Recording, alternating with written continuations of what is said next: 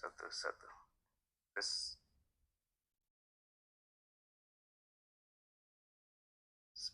Assalamualaikum warahmatullahi wabarakatuh. Alhamdulillahilladzi asra bi'abdihi laylam minal masjidil haram ilal masjidil aqsa. Ashhadu an la ilaha illallah wa ashhadu anna sayyidana Muhammadan abduhu wa rasuluh alladzi la nabiyya ba'dah. Amma ba'du. Yang terhormat, yang saya kagumi, Bapak Gubernur Bank Indonesia, Pak Ferry, juga beserta istri.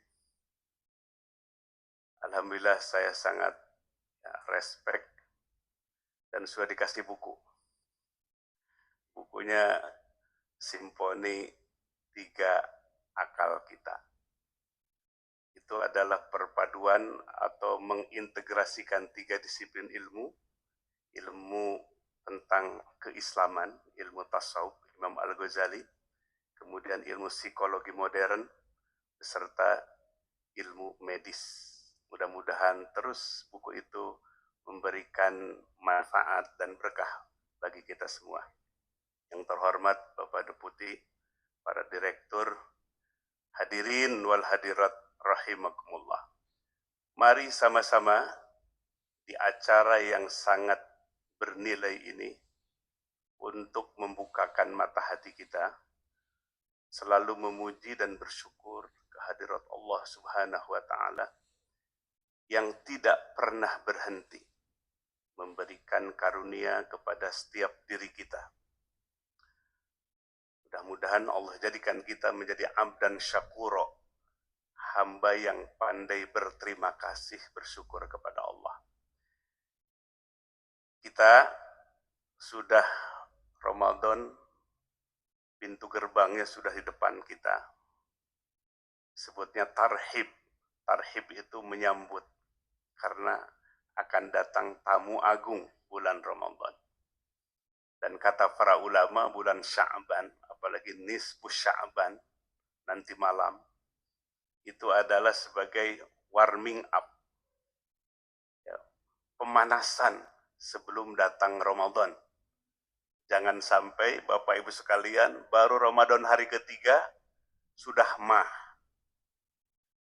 Bukannya sehat dengan puasa, karena tidak terbiasa dan membiasakan diri, mempersiapkan diri di bulan Sya'ban ini. Jamaah sekalian, yang pertama, kita akan berbicara tentang Isra dan Mi'raj dalam pendekatan rasional dan spiritual. Orang hari ini menganggap benar enggak Nabi Muhammad itu melakukan satu perjalanan Isra dari Masjidil Haram ke Masjidil Aqsa, 1.500 km. Ditambah Mi'raj sampai ke langit ke-7 Sidratul Muntaha dalam satu malam. Bapak Ibu sekalian, dalam logika umum, durasi waktu tempuh itu berbanding balik dengan kecepatan. Semakin cepat, maka durasi perjalanan itu semakin sedikit. Semakin kecepatannya lambat, maka durasi yang dibutuhkannya panjang. Tadi qori kita membacakan surah Al-Isra ayat pertama. Pakai bahasa Arab. Paham nggak Bapak Ibu sekalian? Nah, ini perlu diterjemahkan. Sebab setiap Rasul menyampaikan ayat Allah bilisani qaumih, dengan bahasa lisannya, bukan dengan bahasa asing. Maka wajib diterjemahkan. Tadi saya menangkap apa yang disampaikan Pak Gubernur. Itu agama dari langit diterjemahkan, dibumikan. yang bahasa Arab bahasa pribumikan. Jangan dianggap bahasa Arab itu bahasa agama secara keseluruhan. Nabi Musa alaihissalam diberikan Taurat, itu bahasanya Ibrani, bukan bahasa Arab. Nabi Daud kabur, itu bahasanya adalah bahasa Kitbi. Nabi Isa alaihissalam di Injil bukan bahasa Arab, tapi bahasa Suryani. Suryat dalam sejarah. Baru Nabi akhir zaman karena orang Arab, bahasanya Arab kitab sucinya. Datang ke Indonesia harus diterjemahkan ke dalam bahasa Indonesia. A'udzubillahi minasyaitonir rajim. Subhanatu suci. Ketika kita subhanallah bukan mensucikan Allah, tapi mengakui kesucian Allah. Karena Allah sudah maha suci. Ketika bertakbir Allahu Akbar, bukan mengagungkan Allah, membesarkan Allah. Allah sudah tapi pengakuan akan kebesaran Allah. Dalam ilmu Al-Quran, ulumul Quran, ketika yang diawali dengan kalimat Subhanallah, Maha Suci Allah, itu adalah Allah ingin menunjukkan kekuasaan kepada hambanya. Menunjukkan kekuasaan, peristiwa yang spektakuler bagi hamba-hambanya. Allah memulai dengan kalimat Subhana, Maha Suci. Sebab semua yang di langit dan di bumi bertasbih kepada Allah. Sabbahalillahi ma fis samawati wa ma fil ardh. Bertasbih makhluk yang di langit, makhluk yang di bumi. Bagaimana bertasbihnya matahari? Yang dimaksud bukan baca kalimat subhanallah, tapi ketundukan total kepada Allah Subhanahu wa Ta'ala. Setiap pagi harus terbit, setiap maghrib dia harus terbenam untuk menyinari makhluk yang ada di bumi. Itulah bertasbihnya matahari. Maka semua makhluk di langit dan di bumi bertasbih, tunduk kepada Allah Subhanahu wa Ta'ala. Lihat Bapak Ibu sekalian, Nabi Isra dan Mi'raj dari Masjidil Haram ke Masjidil Aqsa di Palestina 1.500 km. Kalau pakai jalan darat, pakai onta zaman dulu, itu 40 hari.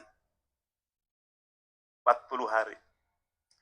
Kalimahnya dalam Al-Quran, Subhanalladzi Maha Suci Zat Allah, Asra yang telah memperjalankan bi'abdihi kepada hambanya. Nabi bukan Isra sendiri.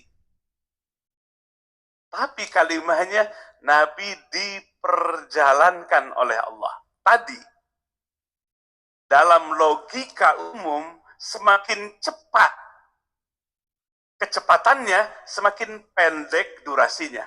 Nah, sekarang yang memperjalankannya yang maha.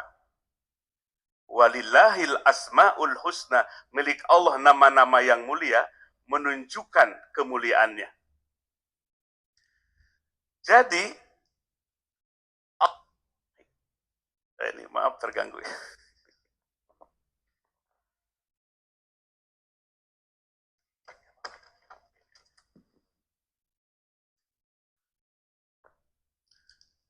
Bapak Ibu sekalian, jadi Allah yang mengisrokan. Karena yang mengisrokannya Allah Al-Qahar, yang maha perkasa, Al-Alim, yang maha pintar. Kalau Allah berkehendak, idza arada syai'an ayyaqula lahu kun fayakun. Lihat kekuasaan Allah surah Yasin. Kalau Allah berkehendak apapun, tinggal Allah kun. Kun itu bahasa ada. Fayakun maka ada. Ini bukan hanya harus diyakini, lebih dari diyakini. Namanya adalah ihsan. Ihsan itu nggak cukup yakin, di atas yakin. Merasakan kolbunya akan kekuasaan Allah. Bergetar hati kita. Ketika disebut nama Allah, dan kolbu kita zauk merasakan kekuasaan Allah, ihsan itu adalah pengalaman spiritual. Dialami oleh kolbunya, oleh ruhnya. Kekuasaan Allah itu. Wajilat qulubuhum, bergetar hatinya, meneteskan air mata. Ini sebetulnya kenikmatan spiritual. Pak, Bu, kalau kita lihat orang joget-joget di konser, nangis-nangis histeris. Yang mengalaminya merasa indah apa enggak? Indah, nyaman, tenang. Dalam Islam, dengan zikir kepada Allah, lalu kolbunya menghayati nama-nama Allah, sifat-sifat Allah yang sempurna, wajilat qulubuh, bergetar hati, menetes air mata, kharru sujada, dia akan jatuh tersungkur sujud dan menangis, wa yaziduhum khusyu'a, Allah tambah-tambah kehusuannya, tambah-tambah keyakinannya kepada Allah. Kecil yang lain, yang besar adalah Allah. Ini adalah kekuatan spiritual. Allah lah yang mengisrakan, bukan Nabi.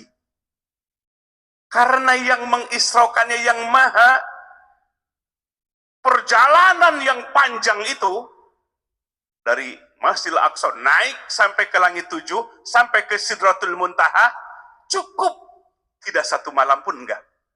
Paginya Nabi sudah kembali ke Mekah Al-Mukarramah. Nilai-nilai spiritual tuh di mana kolbu kita bukan sebatas iman, tapi melakukan yang namanya pengalaman spiritual. Spiritual, batin ruh kita.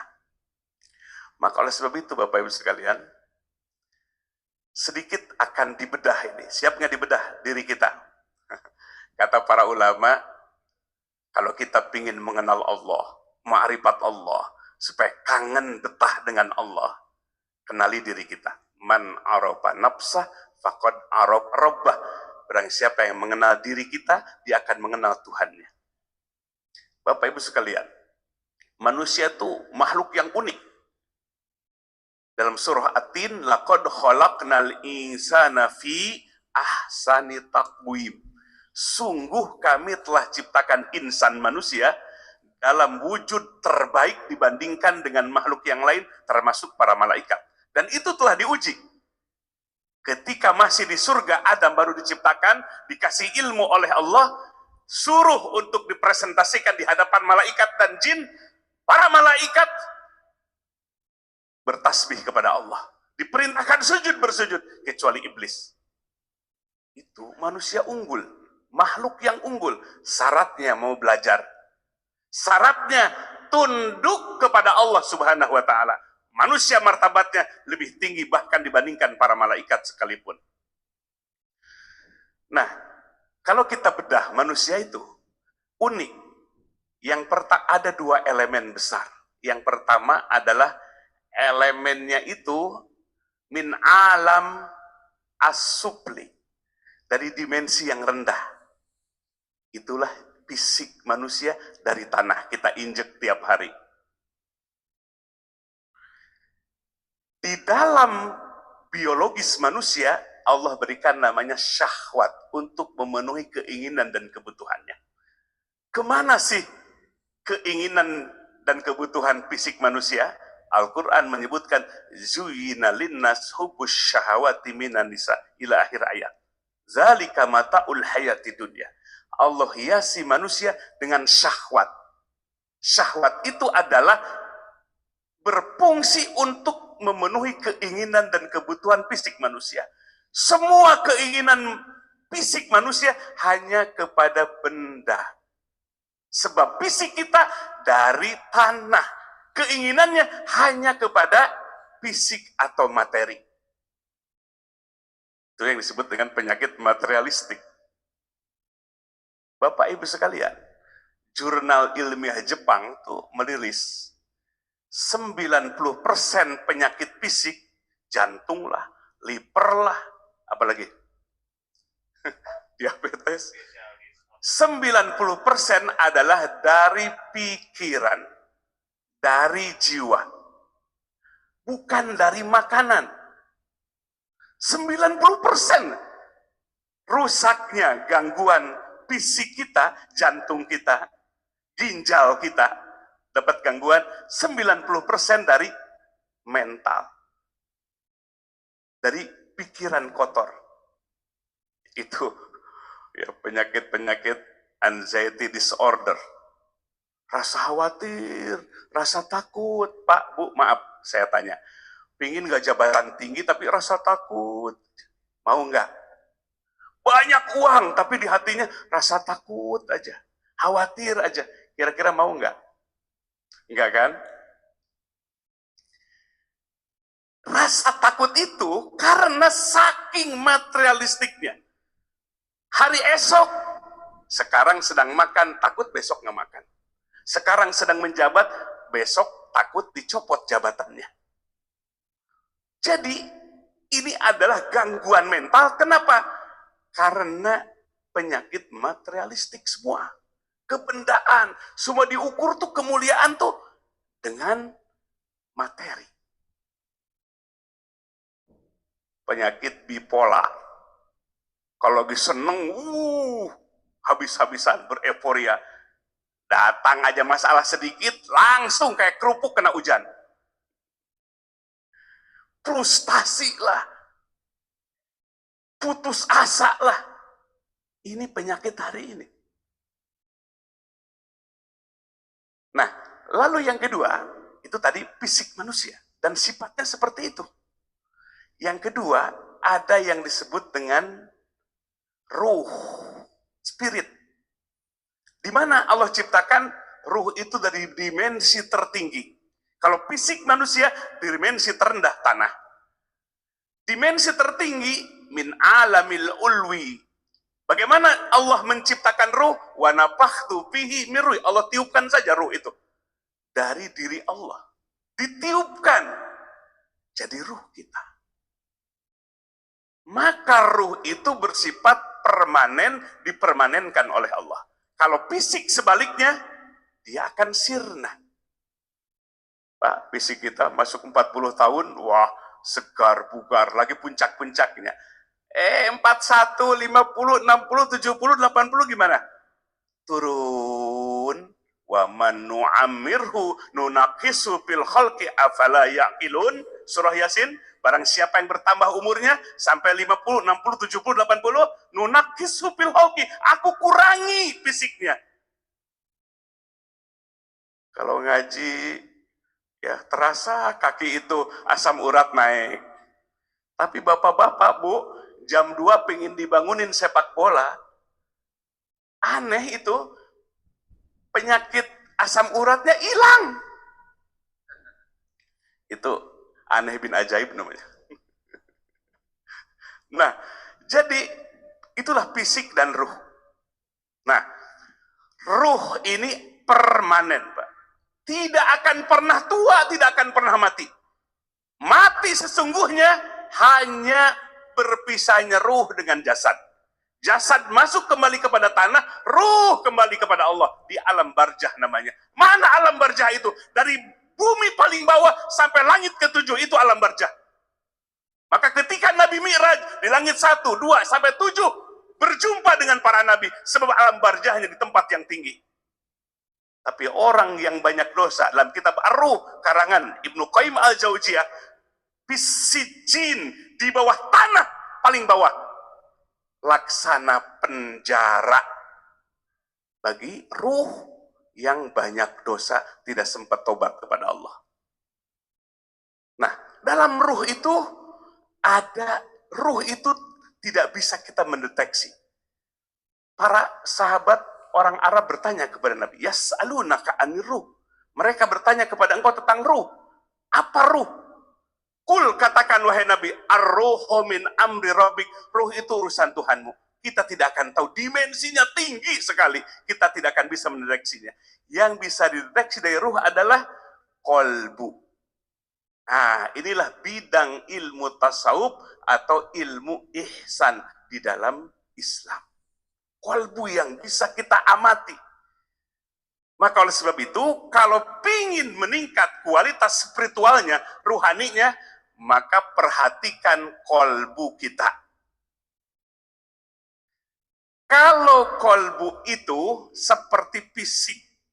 Fisik ada penyakitnya, kolbu pun ada penyakitnya. Fi qulubihim marad, awal surah Al-Baqarah. Di dalam hati mereka ada penyakit. Fazadahumullahu marad, tidak mau berobat, tambah penyakitnya, komplikasi. Waduh, kalau dibahas Pak Gubernur mungkin sampai maghrib ini. Cuma sayang 1 jam. Dikit Bapak Ibu sekalian. Apa sih yang disebut dengan penyakit hati? Kata Imam Ghazali dalam Kitabul Arba'in 10, Pak. Tapi kita angkat 1-2 saja. 1, yang disebut dengan penyakit hati itu adalah secara tatanan sosial namanya hasad. Iri, dengki kepada rezeki orang, Pak. Tetangganya beli parabola, dia beli paramek. Pusing. Ya, paramek sama. Pusing lihat tetangganya beli mobil baru. Pusing tetangganya bangun rumah baru. Itu pasti di hatinya ada penyakit hasad. Orang mukmin, Pak, kalau saudaranya dapat rezeki, doain barakallahu fik atau mabruk, semoga Allah berkahi. Kalau tetangganya sakit, dapat musibah, takziah bela sungkawa, ikut kita empati. Itu mukmin sejati yang terbebas dari penyakit hasad, iri, dengki. Nabi menyatakan iyyakum wal hasada, hati-hati jauhi penyakit hasad. Pak, Bu, masih ada nggak hasad, Pak? Gampang ujinya. Kalau saudara kita, teman kita dapat rezeki, kita ikut bahagia atau sakit hati. Nah, itu aja. Sabda Nabi, iyyakum wal hasada, jauhi penyakit hasad. Perhatikan, innal hasada takulul hasanat kama takulun nar al-hatab. Kalau penyakit hasad di hati, iri dengki kepada rezeki orang, itu akan menghabiskan kebaikan-kebaikan seperti api yang menghabiskan kayu bakar yang numpuk habis, Pak. Kebaikan kita habis.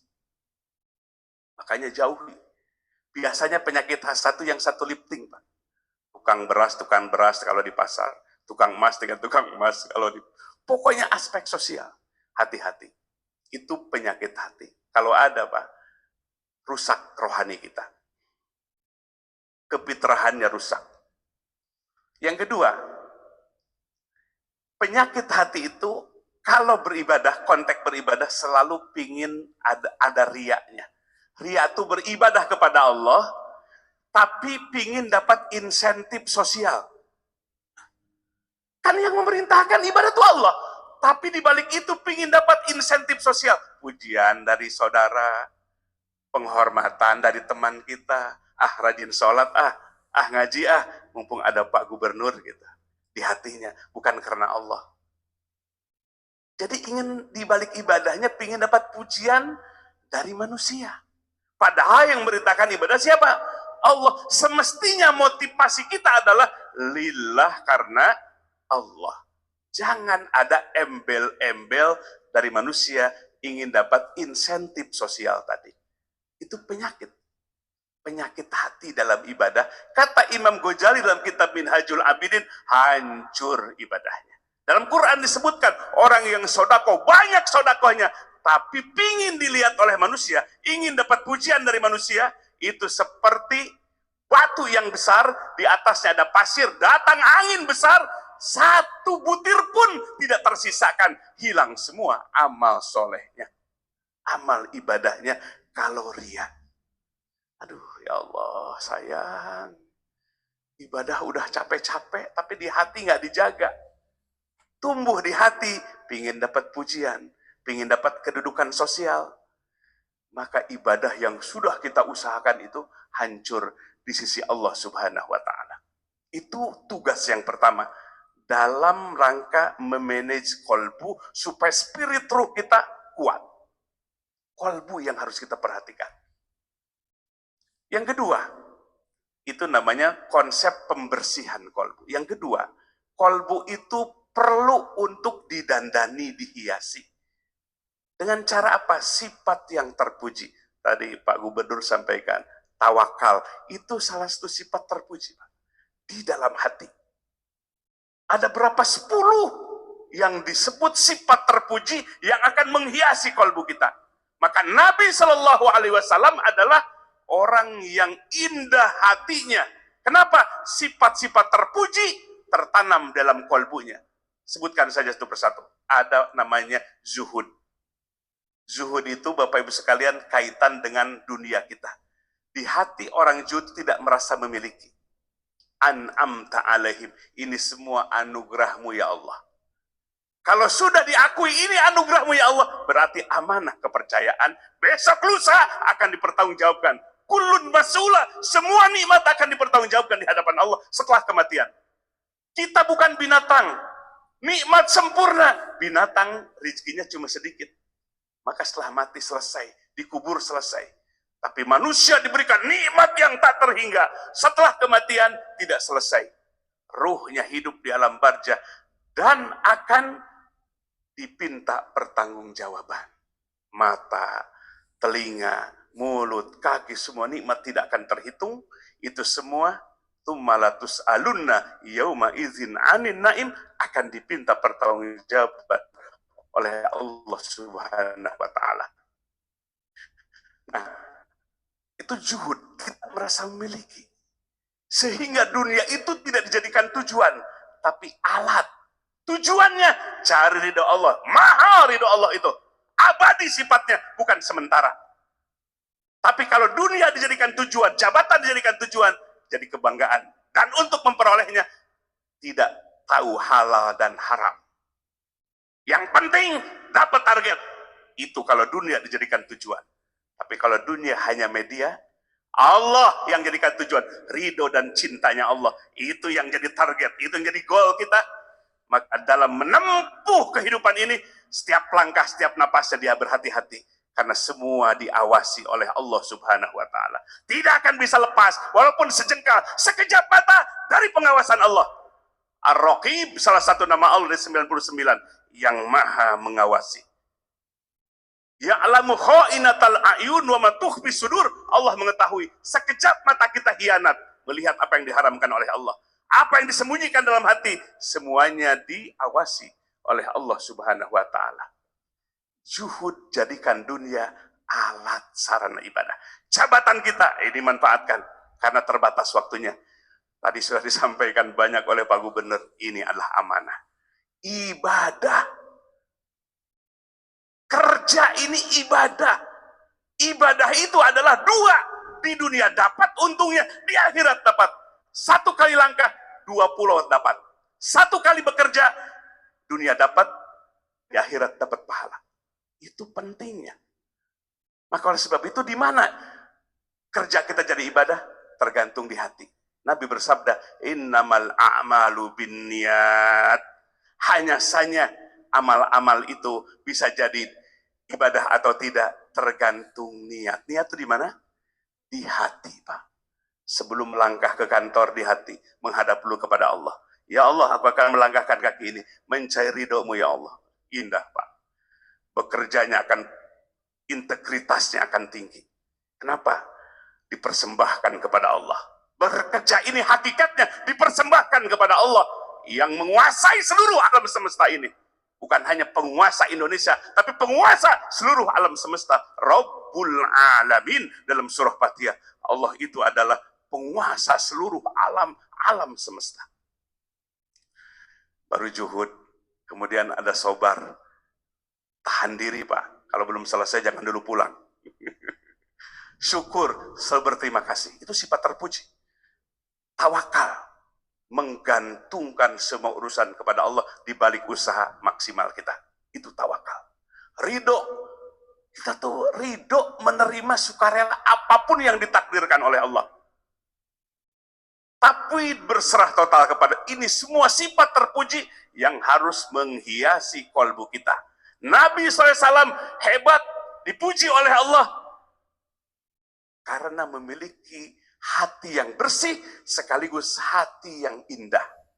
Ini Bapak Ibu sekalian, mungkin hari ini pendidikan kita harus evaluasi dari TK sampai perguruan tinggi universitas tiap tahun menghasilkan para sarjana S1, S2, S3 kecuali S lilin kali.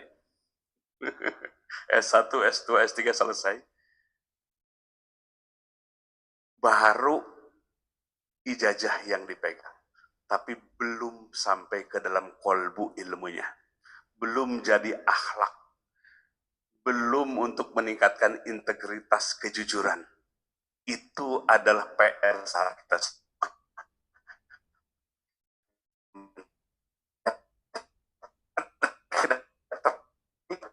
Hanya bangsa ini ke depan menjadi bangsa yang hebat di hadapan Allah dan hebat di hadapan manusia. Nah, itu manusia. Jadi ada ruh, di dalam ruh ada kolbu. Baru kolbu itu dibersihkan dari penyakit hatinya, didandani dengan sifat-sifat terpuji, tawakal, sobar, syukur, ridho, ikhlas, juhud ada di hati.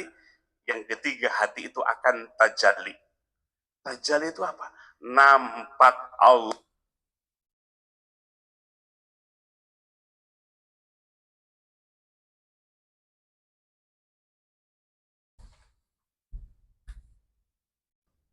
Dalam ihsan itu ada dua makna. Musyahadah, penyaksian kepada Allah, seakan-akan kolbu kita melihat Allah. Atau kedua, minimal muraqabah, di balik hati yang merasa ditatap oleh Allah. Itu adalah kekuatan spiritual, Pak. Maka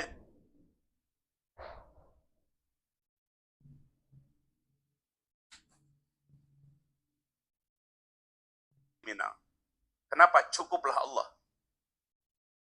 24 jam pengawasan melekat dari Allah Subhanahu wa Ta'ala. Jadi kekuatan yang luar biasa. Tidak ada yang tersembunyi dari tatapan Allah. Tidak bisa kita tersembunyi satu jengkal pun dari tatapan Allah Subhanahu wa Ta'ala. Nah, itu tajalli. Itulah yang disebut dengan kekuatan spiritual. Maka Nabi Shallallahu Alaihi Wasallam, beliau selalu merasakan hadirnya Allah kapanpun dan dimanapun. Itulah sesungguhnya orang yang bahagia, Pak. Ketika kolbunya merasa dengan Allah. Bahkan kata para malaikat, nahnu auliyaukum fil hayati dunya wa fil akhirah. Kami ini pelindung kalian. Terbisik, terbaca oleh kolbu kita. Ucapan para malaikat, kami pelindung kalian. Dari dunia ini sampai di akhirat kelak. Siapa orang yang tidak bahagia? Siapa orang yang tidak merasa tenang dengan ucapan para malaikat? Ya, kalau backing kita jenderal, ya ada apanya? Pensiunnya. Tapi kalau yang jadi backing kita Allah, maka sampai akhirat jaminannya kita akan membuat jadi tenang. Tenang, damai bersama Allah Subhanahu wa Ta'ala. Itulah yang tadi dimaksud oleh Pak Gubernur, selalu mengingatkan pentingnya spiritual supaya kita merasa bersama Allah. Kita dekat dengan Allah Subhanahu wa Ta'ala, merasakan hadirnya Allah kapanpun dan dimanapun berada. Itulah makna seruan Nabi, ittaqillaha haitsuma kunta, takwalah engkau kepada Allah, tunduklah engkau kepada Allah haitsuma kunta, dimanapun kau berada, karena Allah berada bersamamu. Mau tengah malam orang gak lihat, dia akan bangkit mendekat kepada Allah. Mau di keramaian orang, gak silau dengan pujian orang. Cukuplah Allah bersamanya. Ini adalah inti dari ilmu tasawuf dalam Islam, supaya hati seorang hamba selalu bersama dengan yang maha, itu Allah Subhanahu wa Ta'ala. Tidak ada gentar, tidak ada takut. Dulu Bapak Ibu sekalian, balik ke sejarah, kenapa penjajah Belanda, para penjajah Belanda itu menjajah Indonesia, menjajah belahan-belahan kaum muslimin, hati-hati dengan ahli tasawuf dan tarekat. Kenapa? Karena mereka berani mati menghadapi para penjajah. Kalau gurunya, mursyidnya bilang, maju ke medan perang, walaupun yang dipegangnya hanya bambu runcing, tidak takut menghadapi penjajah Belanda yang senjatanya senjata modern. Kenapa? Apa? Lihat musuh itu jadi kecil. Lihat dunia itu kecil. Yang besar adalah siapa? Allah Subhanahu wa Ta'ala. Ini kekuatan tertinggi puncak manusia ketika tingkat spiritualitasnya tinggi. Nah, maka Bapak Ibu sekalian, kita bagaimana cara meningkatkan itu semua? Nah, ini bekalnya Pak Ibu sekalian. Ayo, kita harus punya wirid harian. Quran menyebutnya bukrata wa asila. Wirid itu di pagi dan di waktu sore. Wirid itu apa? Zikir, tapi dikhususkan waktu dan tempatnya. Ambil air wudhu, gelar sajadahnya, hadapkan kepada Allah. Cukup Pak, setengah jam sampai 1 jam. Bukrotan waktu pagi, setelah sholat subuh sampai waktu syuruk. Atau sebelum itu, kalau setelah subuhnya kita berangkat ke kantor. Sore, maghrib sampai isya. Atau setelah isya sampai menjelang malam. Hadapkan hati kita kepada Allah. Semua telekomunikasi kita. Hubungan dengan manusia, semua. Dan kita hanya membangun kekuatan spiritual kita dengan Allah Subhanahu wa Ta'ala. Dengan zikir yang diajarkan oleh Nabi kita. Apa aja yang diajarkan oleh Nabi? 1, baca Quran. Walaupun 1, 2, 3 halaman. Kalau kau ingin Allah berbicara dengan engkau, bacalah Quran. Allah bercakap-cakap dengan kita. Walaupun kita nggak tahu terjemahannya, tapi hati yang khusyuk membuat bergemetar hati kita. 1, baca Quran dalam wirid. 2, istighfar, Pak. Sebab hati tidak luput dari dosa. Dibersihkan kembali. Dibersihkan kembali. Baca istighfar. 3, baca kalimat tahlil. La ilaha illallah. Perbanyak, Pak. Dilisankan atau di hati. Perbanyak. La ilaha illallah. Tiada Tuhan kecuali Allah. Tiada yang ditaati kecuali Allah. Tiada yang dituju kecuali Allah. Tiada yang mewujud yang hakiki kecuali Allah. Allah, Allah. Tambah iman kita. Sabda Nabi, aksiru min qauli la ilaha. Iman kalian pingin ningkat, perbanyak kalimah la ilaha tanpa batas. 4, sholawat hukumnya wajib kepada Nabi kita. Yang 4, doa. Ini yang diajarkan oleh Nabi. Ambil 1 waktu Pak dari 24 jam untuk mengkhususkan waktu hanya untuk Allah. Artinya kolbu kita butuh perjalanan spiritual kita. Butuh hati kita selalu tawajuh menghadap kepada Allah, sang penguasa alam semesta. Disitulah kedamaian, ketenangan akan diberikan kepada kita semua. Baik Bapak Ibu sekalian, itu yang bisa disampaikan. Mudah-mudahan besar manfaatnya bagi kita semua. Mudah-mudahan Pak Gubernur dipanjangkan umurnya, sehat lahir dan batinnya, bisa menjalankan 3 dari tugas BI, sehingga bangsa ini menjadi ujungnya adalah bangsa yang baldatun thayyibatun wa rabbun ghafur. Bangsa yang makmur, bangsa yang diridhoi dan diampuni oleh Allah Subhanahu wa Ta'ala. Jamaah sekalian, angkat kedua tangan kita, hadapkan kepada Allah. Allah Maha mendengar, Allah Maha melihat. Rasakan oleh qalbu kita. Doa bukan hanya untaian ucapan, tapi keluar dari hati yang paling dalam. Hati yang penuh keimanan, hati yang menyaksi kepada Allah Subhanahu wa Ta'ala, maka Allah akan mengabulkan doa dan harapan-harapan kita. Allahumma salli ala Sayyidina Muhammadin nabiyil ummi wa ala alihi wa sahbihi wa sallim. Allahumma gfir li ummati Sayyidina Muhammad. Allahumma arham ummata Sayyidina Muhammad. Allahumma aslih ummata Sayyidina Muhammad. Allahumma ansur ummata Sayyidina Muhammad. Allahumma farrij an ummati Sayyidina Muhammadin sallallahu alaihi wasallam. Ya Rabb, ampunkan dosa-dosa kami. Kami mengakui dosa-dosa kami.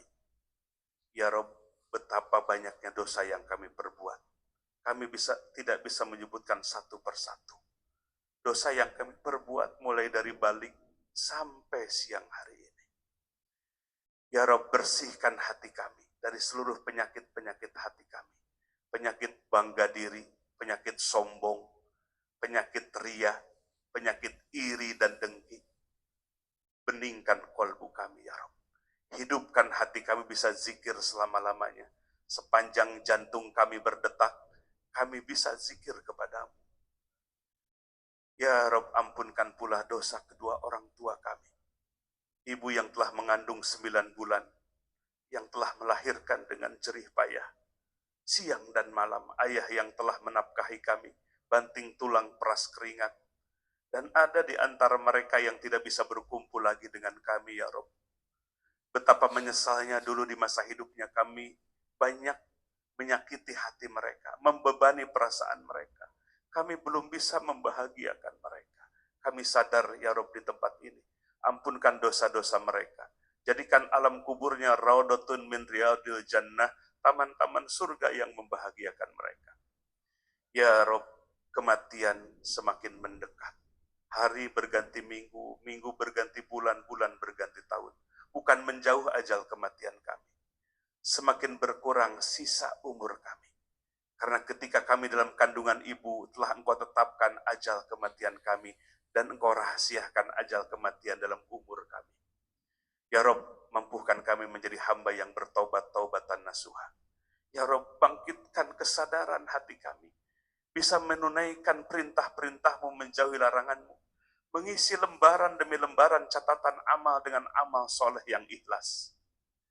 Ya Rob, jikalau datang ajal kematian besok atau lusa, tidak akan ada yang bisa menolak satupun dari makhluk-Mu ketika ajal kematian itu tiba.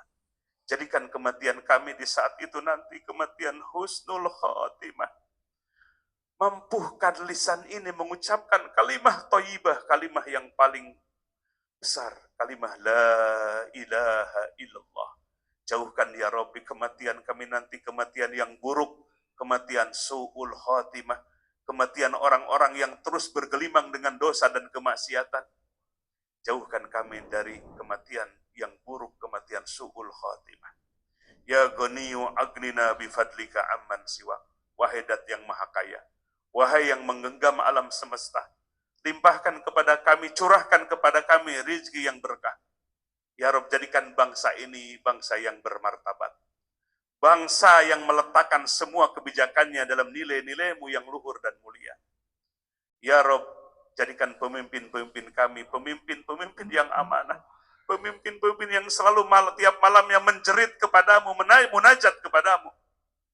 Ya Rabb, berikan rezeki yang halal dan berkah bagi kami, yang menemani ibadah-ibadah kami. Jauhkan ya Rabb rezeki yang haram, yang syubhat, yang akan jadi malapetaka di akhirat nanti. Rabbana hablana min azwajina wa dhurriyyatina qurrata a'yun waj'alna lil muttaqina imama. Ya Rabb, jadikan keluarga kami keluarga yang tenang, keluarga yang damai.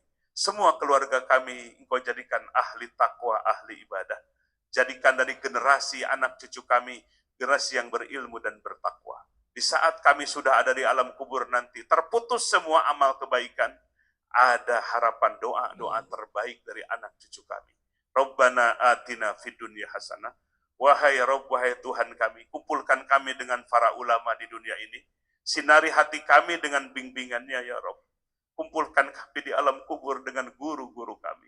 Bangkitkan ya Rabb dari kubur menuju mahsyar nanti, tepat di bawah bendera Rasul Muhammad sallallahu alaihi wasallam. Ya Rabb, walaupun kami tidak layak memasuki surga Firdaus nanti, perkenankan kami menjadi pewaris surga Firdaus beserta Nabi kami tercinta dan keluarga-keluarga kami. Ya Rabb, tutuplah pintu neraka rapat-rapat bagi kami dan keluarga kami.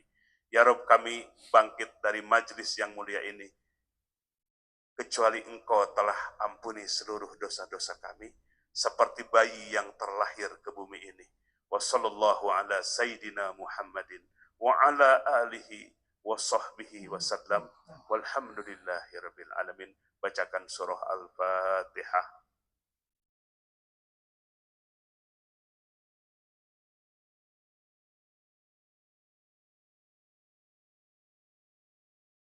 Hasbunallah wa ni'mal wakil, ni'mal maula wa ni'man nasir. Subhanakallahumma wa bihamdika asyhadu an la ilaha illa anta astaghfiruka wa atubu ilaik. Assalamualaikum warahmatullahi wabarakatuh. Waalaikumsalam warahmatullahi wabarakatuh. Syukron ila Syekh Akbar Muhammad Fatur Rahman. Mohon berkenan untuk tetap di tempat, Bapak. Ya, karena selanjutnya kita akan melaksanakan sesi foto bersama. Untuk itu dengan hormat kami turut mengundang Bapak Gubernur Bank Indonesia beserta Ibu Ririn Periwarjo, Ibu Aida S. Budiman, Bapak Ibu Asisten Gubernur Bank Indonesia, Ketua Panitia Peringatan Isra Mi'raj dan Rabani 1447 Hijriah untuk dapat bergabung bersama ke depan.